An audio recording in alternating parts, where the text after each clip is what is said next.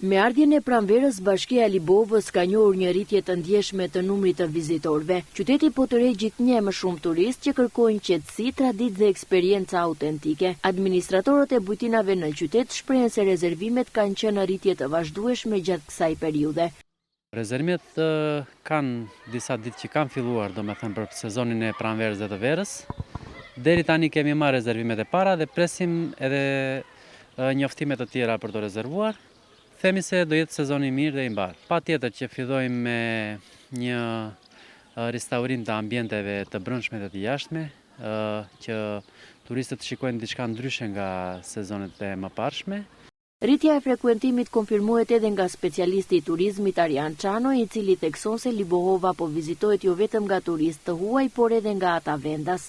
Po presim që sezoni të vijë i mbarë, siç ka ardhur edhe vjet, por edhe si vjet me sa po shohim me trendin që dita ditës po rritet, edhe këtu në Bashkinë Libohov kanë filluar lëvizjet për këtë sezon.